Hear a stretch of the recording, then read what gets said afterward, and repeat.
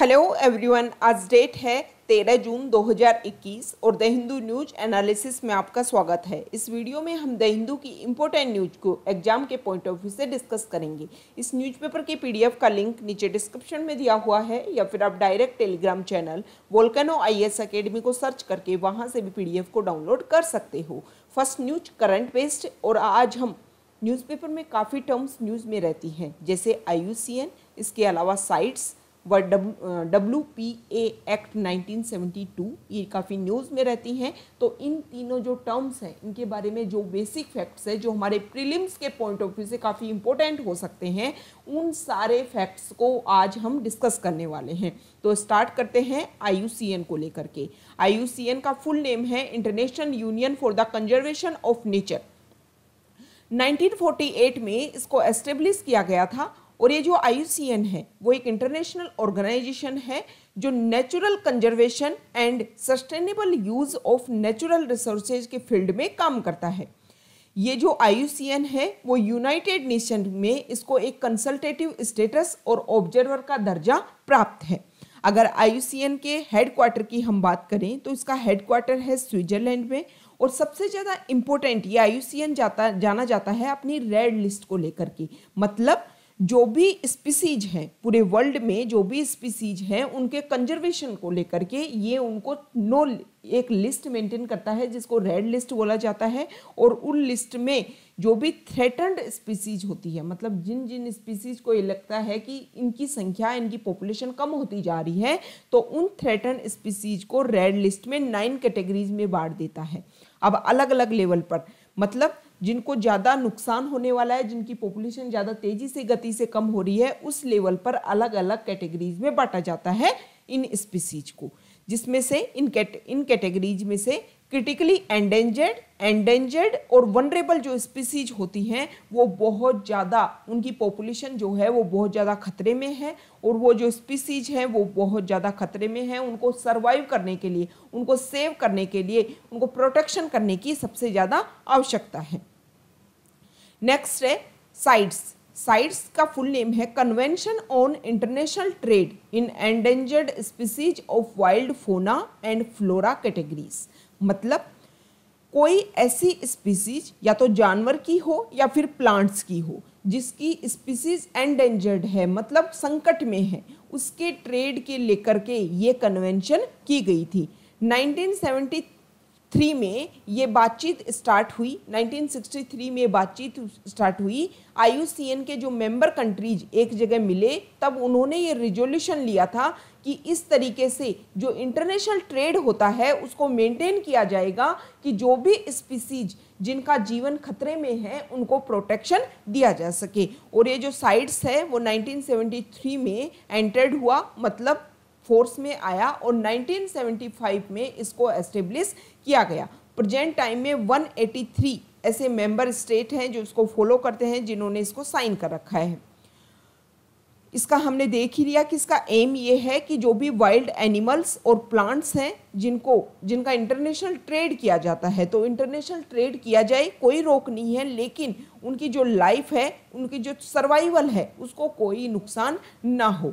Sites जो है वो 3 अपेंडिक्स को फॉलो करता है। 3 अपेंडिक्स में जो भी स्पीसीज हैं उनको अलग अलग कैटेगरीज में डालता है। जैसे IUCN रेड लिस्ट मेंटेन करता है, सेम उसी तरीके से साइट्स भी 3 अपेंडिक्स, 3 चार्ट फॉलो करता है, जिसमें जो स्पीसीज को ज़्यादा नुकसान होता है, जो स्पीसीज एक्सटिंक्शन पर बनी हुई है, मतलब उसकी जो संख्या है वो रेगुलर कम हो रही है और अगर ट्रेड उसका करवाया गया तो ख़त्म हो जाएगी, तो इनको डाला जाता है अपेंडिक्स 1 में।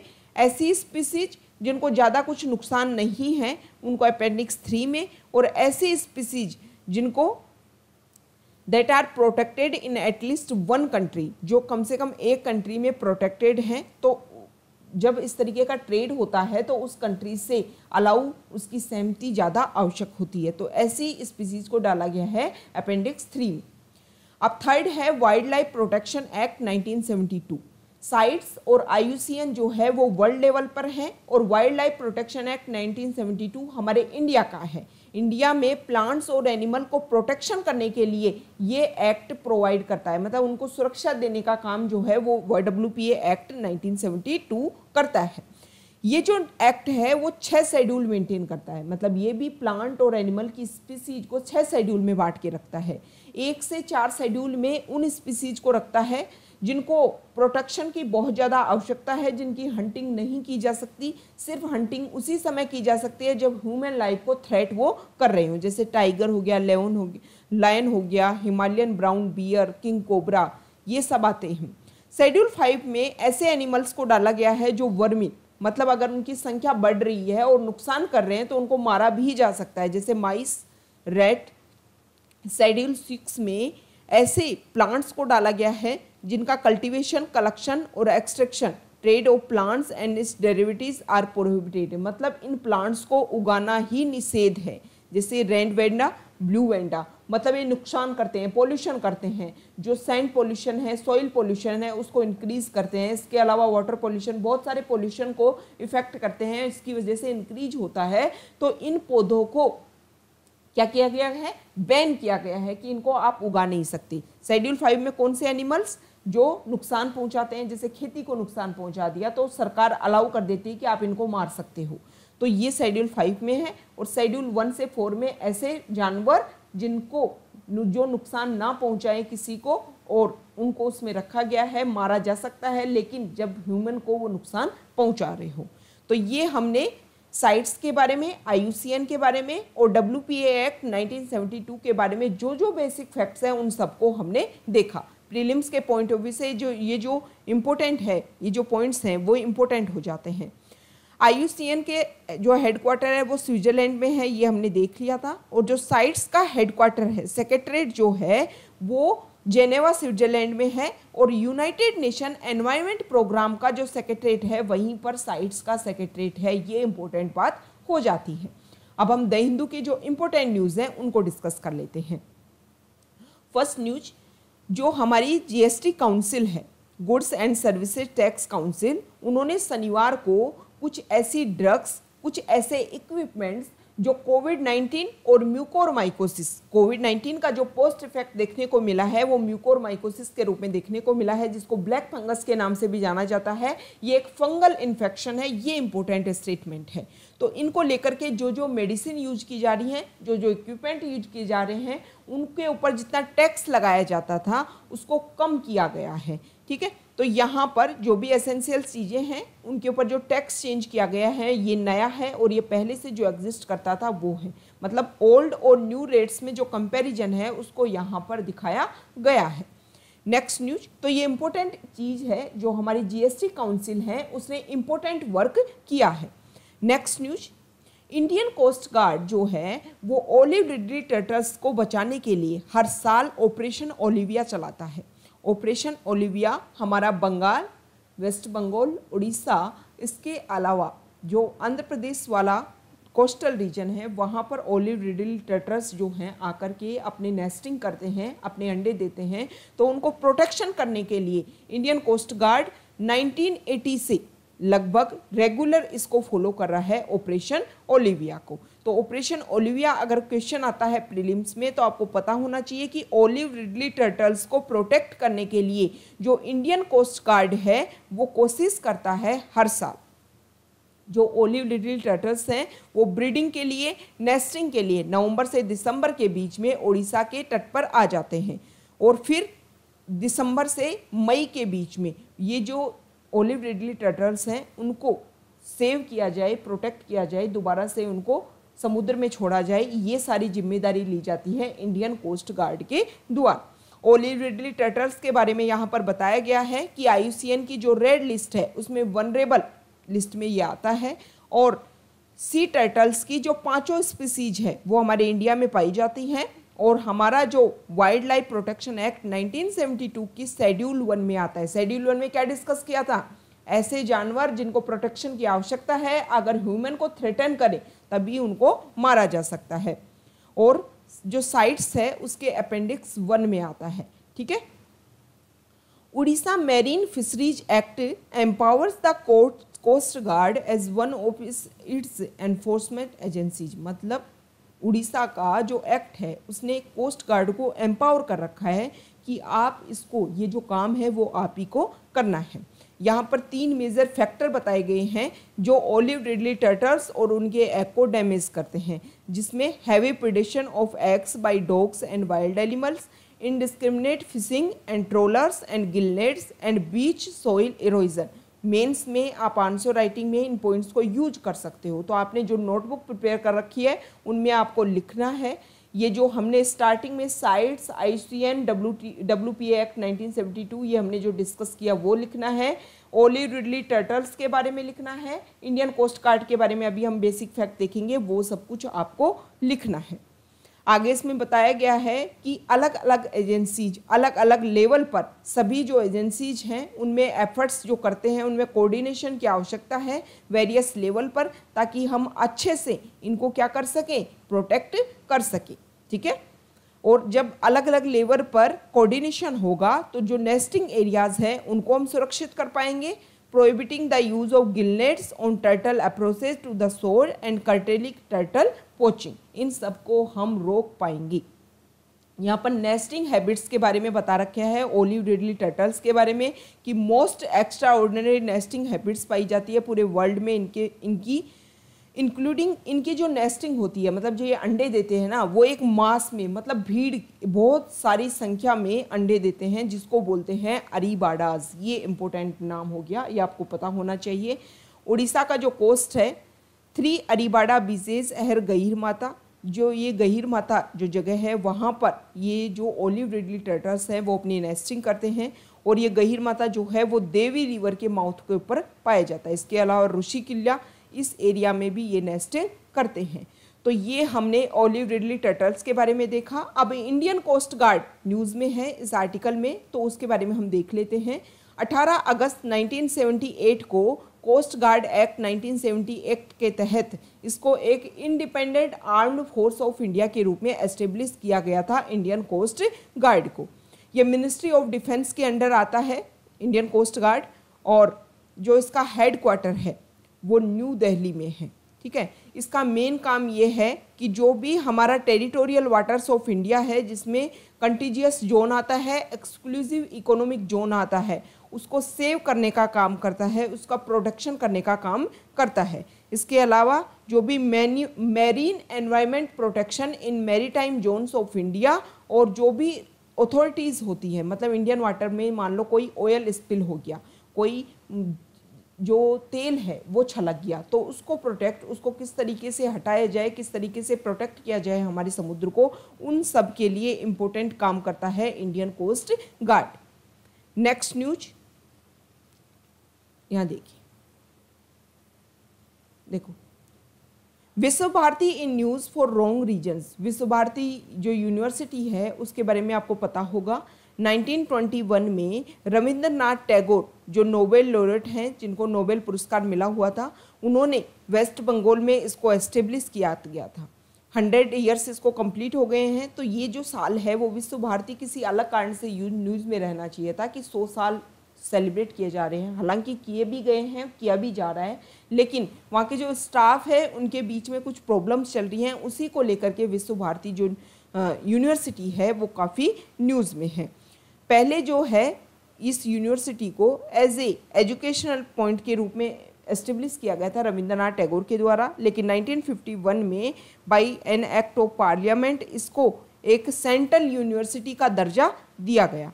1916 में बनारस हिंदू यूनिवर्सिटी और 1921 में अलीगढ़ मुस्लिम यूनिवर्सिटी और इसके अलावा विश्व भारती यूनिवर्सिटी, ये तीनों जो इंस्टीट्यूशन हैं इन्होंने इंडियन वैल्यूज़ को, ट्रेडिशनल इंडियन वैल्यूज़ को रूटेट करने का काम किया था। इसके अलावा जो अदर यूनिवर्सिटीज़ हैं उन्होंने ब्रिटिश मॉडल ऑफ एजुकेशन को फॉलो किया, पर इन्होंने ऐसा नहीं किया था। नेक्स्ट न्यूज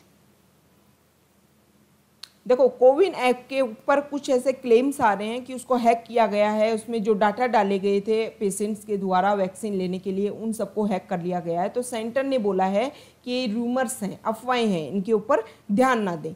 नेक्स्ट न्यूज है कोवैक्सीन को लेकर के। कोवैक्सीन के जो फेज़ 3 के ट्रायल डाटा हैं वो जल्द ही सामने आने वाले हैं कि कितनी उसकी एफिकेसी है, उन सब के बारे में उसमें बताया जाएगा। नेक्स्ट न्यूज है फॉरेन पेज से हम डिस्कस कर लेते हैं। सबसे फर्स्ट न्यूज है श्रीलंका को लेकर के। श्रीलंका के कोस्टल रीजन में एक जो शिप है उसमें आग लग जाती है और आग लगने की वजह से श्रीलंका का जो मैरीन वाला एरिया है उसमें काफ़ी नुकसान हुआ है। तो श्रीलंका ने डिसाइड किया है कि $40 मिलियन लिए जाएंगे जो भी इस शिप के ऑपरेटर हैं उनसे, क्योंकि हमारा जो आसपास का एरिया है उसमें काफ़ी पॉल्यूशन हो गया है, प्लास्टिक वेस्ट काफ़ी आ गया है, ऑयल की वजह से काफ़ी पॉल्यूशन हो गया है। इसके अलावा और भी प्रॉब्लम्स हो रही हैं जिसकी वजह से हमने हमारे मैरीन वाले रीजन में जो फिशिंग प्रोडक्शन होता है, फिशिंग के लिए वर्क करते हैं, उन सबको भी बैन किया गया है। तो $40 मिलियन चाहिए श्रीलंका को as a compensation. Next news है G7 लीडर्स की, G7 जो ग्रुप है उसकी मीटिंग चल रही है। उसमें ये डिसाइड किया गया कि चाइना के ऊपर कुछ काम किया जाएगा, चाइना को रोकने के लिए कुछ वर्क किया जाएगा। G7 जो लीडर्स है वो आपस में मिलकर के काम करेंगे ताकि ऐसे जो पेंडेमिक्स, कौन से पेंडेमिक्स, कोविड-19 पेंडेमिक्स हैं वो दोबारा से ना हो। G7 ने चाइना को काउंटर करने के लिए एक इंफ्रास्ट्रक्चर फंडिंग का काम किया है कि पुअरर जो नेशंस हैं, चाइना क्या काम करता है, बेल्ट एंड रोड इनिशिएटिव के तहत पूरा नेशन को इंफ्रास्ट्रक्चर देता है, उनके ऊपर पैसा खर्च करता है और जब पैसा खर्च करता है फिर उनको अपने अंडर करता है।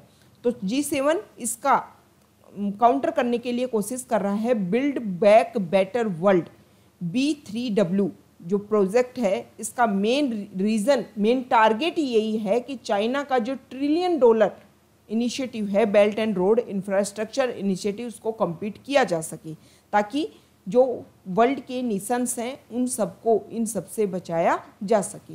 नेक्स्ट न्यूज है अफगानिस्तान को लेकर के। अफगानिस्तान में देखो US और नाटो एलीज की जो सेना है वो काफ़ी लंबे समय तक यहाँ पर रही, लेकिन कुछ डिसीजन नहीं निकल करके आया। तो इसी में ये बोला जा रहा है कि आगे कोई भी जो कंट्री है वो डिसाइड करेगी सोच समझ करके उसको अफगानिस्तान में पीस एस्टेब्लिश करने के लिए जाना है या नहीं जाना।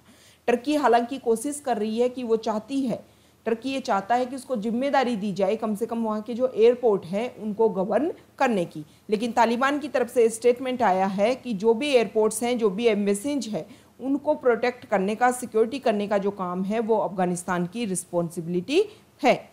नेक्स्ट न्यूज या कोरल रीफ्स को लेकर के कुछ न्यूज में है। 2014 से 2015 के बीच में जो हवाई आइलैंड है US का, उसके आसपास वाले रीजन में कुछ ऐसी चीज़ें हुई कि वहाँ पर जो ब्राउन राइस कोरल है और वो कम्प्लीटली ब्लीच्ड हो गए थे और ब्लू राइस कोरल जो है वो भी कम्प्लीटली ब्लीच्ड हो गए थे। लेकिन जो ब्लू राइस कोरल है वो जैसे ही ब्लीचिंग हुई, मतलब इनके अंदर जो एक जानवर, जो एक छोटा सा एल्गी पाया जाता है वो बाहर निकल जाता है। ब्लीचिंग का मतलब ये होता है और इनका कलर चेंज होकर के बिल्कुल वाइट हो जाते हैं। इतना होता है, इससे ज़्यादा कुछ नहीं होता है। ना किसी की डेथ होती है इस ब्लीचिंग वाले प्रोसेस में, ना कुछ और प्रॉब्लम होती है, सिर्फ इतना सा होता है। तो ये जो ब्लीचिंग हुई ब्राउन राइस कोरल की और ब्लू राइस कोरल की, तो जो ब्लू राइस कोरल है वो जल्द ही से रिकवर हो गया, दोबारा से उसने अपना कलर गेन कर लिया। देखो हालांकि रीज़न ये बताया गया है कि ओशियन का जो टेम्परेचर इंक्रीज हो रहा है उसकी वजह से ये प्रॉब्लम्स हो सकती है, लेकिन जो ब्लू राइस कोरल है उसने दोबारा से अपने आप को गेन कैसे कर लिया, दोबारा से कैसे अपने आप को प्रोटेक्ट कर लिया। तो मेजर रीज़न ये बताया गया है कि ब्लू राइस कोरल का जो रिप्रोडक्टिव विगोर है वो सबसे अलग है, मतलब 90% मोटिलिटी पाई जाती है और उसी का मेन रीज़न ये रहा। जबकि जो ब्राउन कोरल मोटिलिटी है वो ब्लू राइस कोरल की तुलना में लगभग आधी है और ये की फैक्टर है कि वो अपने आप को रिप्रोड्यूस करने की जो एबिलिटी है ब्लू राइस कोरल में, उसी का मेन रीजन है कि उसका जो कलर चेंज हुआ था ब्लीचिंग के बाद में वो दोबारा से उसने गेन कर लिया। तो ये कोरल ब्लीचिंग क्या होती है? कोरल ब्लीचिंग ये होती है कि इसके कोरल के अंदर जो एल्गी पाया जाता है, जो टिश्यूज पाए जाते हैं, वो अपने आप को छोड़ देते हैं और उसकी वजह से उनका जो कलर है वो वाइट हो जाता है। देखो कोरल फोलिप्स के अंदर एक एंडोसिम्बायोटिक रिलेशन पाया जाता है, जिसमें ये एंडोसिम्बायोटिक रिलेशन क्या होता है, जो हमारे नाइट्रोजन फिक्सिंग बैक्टीरिया जिसको राइजोबिया बोलते हैं, जो लेग्यूमिनस के रूट नोडुल्स में रहते हैं, उनके अंदर जो जो एक मतलब एक जो कोऑर्डिनेशन है एंडोसिम्बायोमिज्म, वो सेम रिलेशनशिप इनके बीच में पाया जाता है। तो एंडोसिम्बायोमिज्म का जो अगर एग्जाम्पल आता है तो आप इसका भी आंसर में लिख सकते हो। ये भी आपको पता होना चाहिए कि कोरल में भी कोरल ब्लीचिंग जो होता है, कोरल जो होता है उसमें एंडोसिम्बायोटिक रिलेशनशिप पाई जाती है। नेक्स्ट न्यूज है, देखो क्लाइमेट चेंज को लेकर के कुछ और चीज़ें देखने को मिल रही हैं कि अफ्रीकन वाले रीजन में जो अफ्रीकन ग्रेट एप्स पाए जाते हैं, जिसमें चिंपांजी है, गोरिल्ला है, बोनोबोस हैं, इनकी जो संख्या है वो काफ़ी कम होती जा रही है। कम होने का मेन रीज़न यही है कि लैंड यूज चेंजेज अलग तरीके से हो रहा है, क्लाइमेट चेंज हो रहा है, और ह्यूमन पॉपुलेशन इंक्रीज होने की वजह से भी ये जो ग्रेट एप्स हैं इनकी पॉपुलेशन कम हो रही है।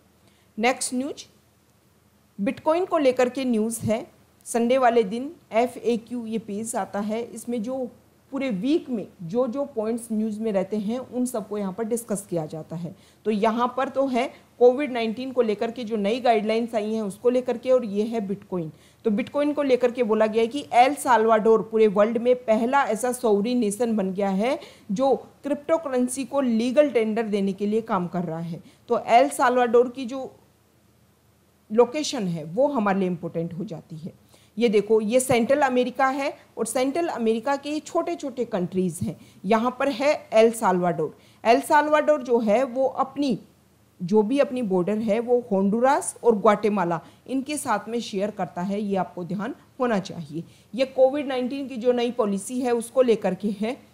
कोविड-19 की नई पॉलिसी में हमारे PM ने जब देश को अनाउंस किया तो उन्होंने ये बोला कि पहले क्या किया गया था, वैक्सीन को लेकर के डिसेंट्रलाइजेशन। अब डिसेंट्रलाइजेशन क्या होता है कि सेंटर और स्टेट दोनों मिलकर के काम करेंगे, लेकिन अब ये डिसाइड किया गया है कि वैक्सीनेशन का जो काम है वो सेंटर का काम है। हालांकि 25% रखा गया है प्राइवेट सेक्टर के लिए कि प्राइवेट सेक्टर इतना वैक्सीनेशन प्रोग्राम को इम्प्लीमेंट करवा सकता है। अब सेंटर की ड्यूटी है, सेंटर किस तरीके से इसको इम्प्लीमेंट करता है, क्योंकि बहुत सारे जो स्टेट हैं वो कोशिश कर रहे थे कि वैक्सीनेशन के जो प्राइस हैं उनमें अलग अलग डिफरेंसेस थे, तो चाहते थे कि सेंटर ही इसको इम्प्लीमेंट करे। नेक्स्ट गाइडलाइन आई है, जो भी मेडिसिन यूज की जा रही है कोविड को लेकर के, उन सब को लेकर के कि क्या क्या यूज़ किया जाना चाहिए। देखो, कोविड में जो जो मेडिसिन यूज की गई है उसके पोस्ट इफेक्ट देखने को मिले, जैसे म्यूकोरमाइकोसिस एक बड़ा पोस्ट इफेक्ट देखने को मिला, लोगों में और भी प्रॉब्लम्स देखने को मिल रही हैं। तो इसी को लेकर के गाइडलाइंस दी है यूनियन हेल्थ मिनिस्ट्री ने कि जो भी स्टेरॉइड यूज किए जा रहे हैं उन सबको आप लिमिटेड तरीके से यूज़ करो। जिनके अंदर जो पेशेंट्स हैं जिनमें माइल्ड सिम्टम्स हैं उनमें ज़्यादा हाई डोज देने की आवश्यकता नहीं है, क्योंकि पोस्ट इफेक्ट जो है वो काफ़ी गलत निकल करके आ रहा है।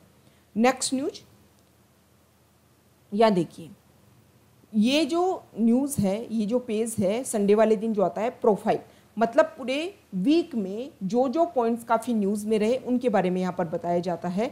तो ये है अनूप चंद्र पांडे जो इलेक्शन कमीशन जिनको अपॉइंट किया गया है उसके बारे में है। नेक्स्ट है YS शर्मिला। YS शर्मिला कौन है?